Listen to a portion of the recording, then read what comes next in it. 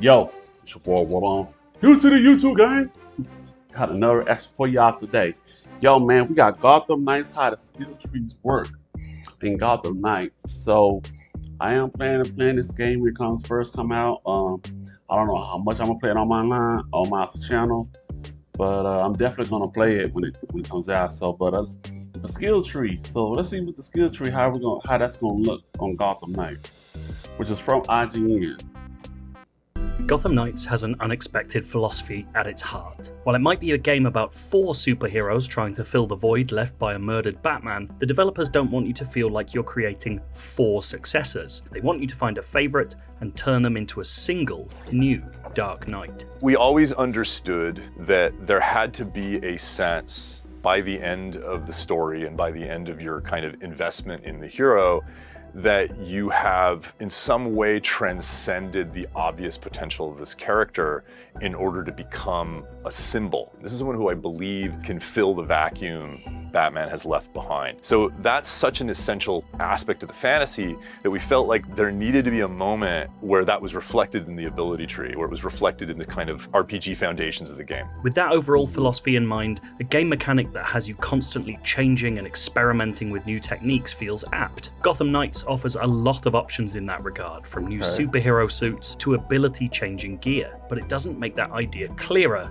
than in its skill trees. The main abilities that you see on the ability tree are abilities that you unlock after you've earned ability points. And that's something that's a natural function of leveling up in the sort of standard RPG way. You get XP, you level up, you get some ability points. And there's, dependencies and prerequisites like you would normally see in an action RPG, but that is the gating mechanism for those abilities. You're spending points, you're deciding where you want to spend them. Of course, with 4 different heroes, you're likely to want to experiment, and the game accounts for that without feeling like you're leaving anyone behind while not playing with them. Obviously, we're a multi-protagonist game, and we expect that a lot of players are going to kind of identify fairly quickly that, okay, I like this hero, this character matches my style of play, I'm invested in their progression and in their evolution, I want to play that character for a long time. That said, there's 3 other heroes that you may decide at some point it would be interesting for you to try, and that you want to be able to jump into playing without feeling like you're being penalized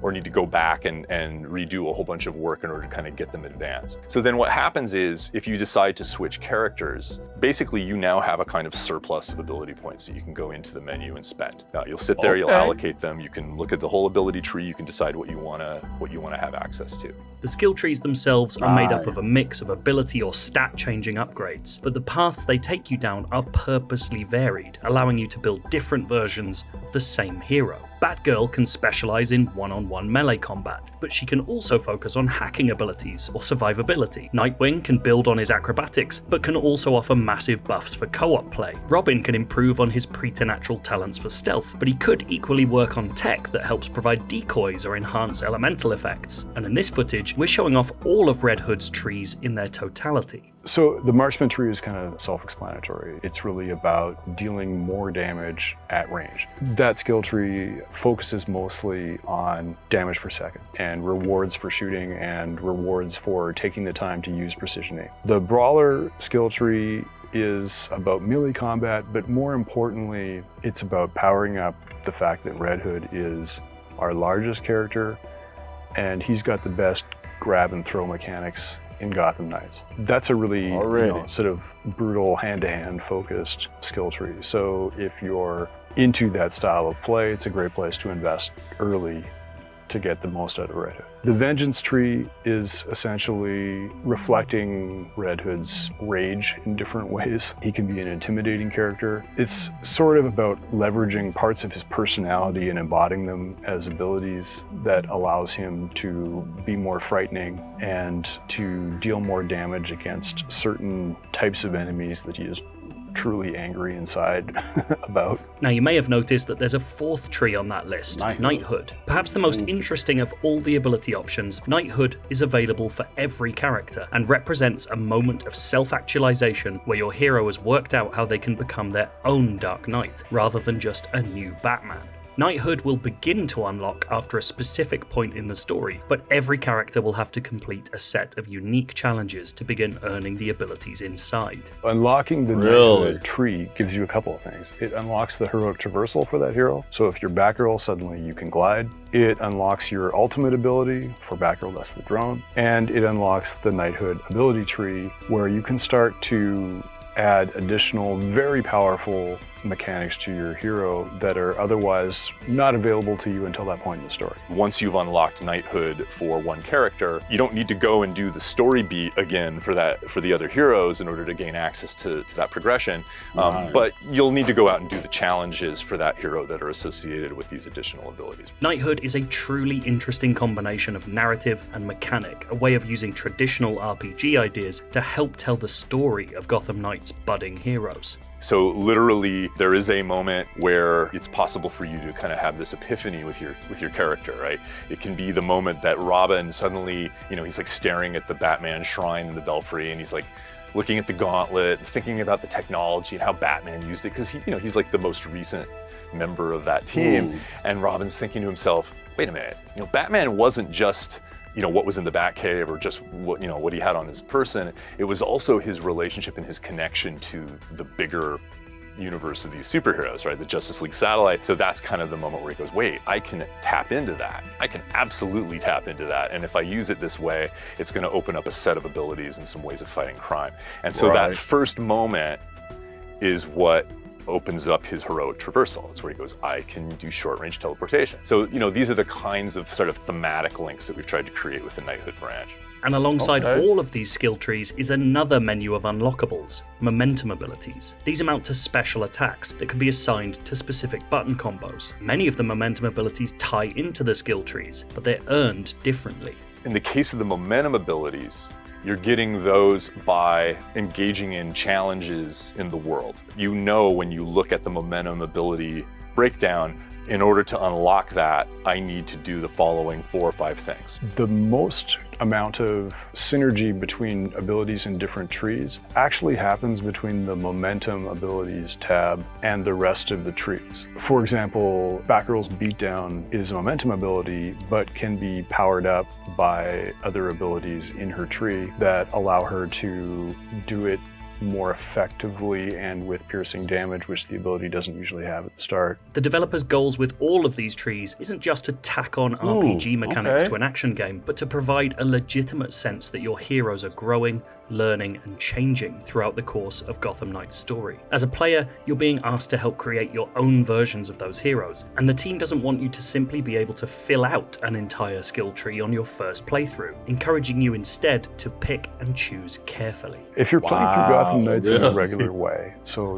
I'm going after all of the main story arcs and I'm fighting the villain arcs, I will have unlocked most but not all of the skill tree. So your choices are always going to matter at least as far as what it takes for you to beat the story. I think players will and probably should mix and match to get the best out of the abilities in Gotham Knights. We know that players will choose ability clusters as we've arranged them in the trees because they are excited about an individual ability. But there is a lot of synergy between trees, and also you kind of have to experiment to find out what you really like. So I do expect that players will mix and match quite a lot. True. If you want to know more about Gotham Knights, we have got tons for you in this month's IG. Okay, so that's interesting. It's a lot of stuff to digest there, but what I like about it, what they were saying was, one, even if you get to a certain point and you like halfway on, let's say all 4 skill tree, if you decide to say, okay, I got this far, I want to go to another player, you don't have to worry about starting already open. You'll have those skill points that you spend right there to use on a different character. You just choose from there, which is good. I like that. Because that will be a pain. You have to go back and gotta go through all that again just to get those skill points again. What I also like what he said was you can make them even more powerful. So even if you choose ability, there's more to it, even inside each one of those to make that particular ability of the tree even stronger. So even though you chose that ability still gets stronger in its own little mini tree that you can get into. So that's interesting. What's funny to me, what's more interesting to me is I'm pretty sure a lot of players who's going to play this game is the knighthood, where you and your most powerful abilities is going to most likely be at. So that's going to be very interesting. But you have to reach a certain story point, which I don't even know when that's going to be, or you have to complete. I want to be able to complete a certain type of way. I'm hoping not, but I'm curious about the knighthood as well. That's going to be very interesting. What's funny to me about this is when I did the video on the last on the Cinematic trailer, that I was going to do Red Hood, because Red Hood is more appealing to me. He kind of fits my style with how I want to play with Batman in Gotham. But the fact that I said that's the person that's getting the most attention is Red Hood. Maybe that might change, but it seems like he's getting the most attention right now. But I expect him to expand, of course, everybody. It's just amazing that I just think that's crazy that the person I'm mostly going to play with Knighthood is the person they mostly just played the last two videos the most.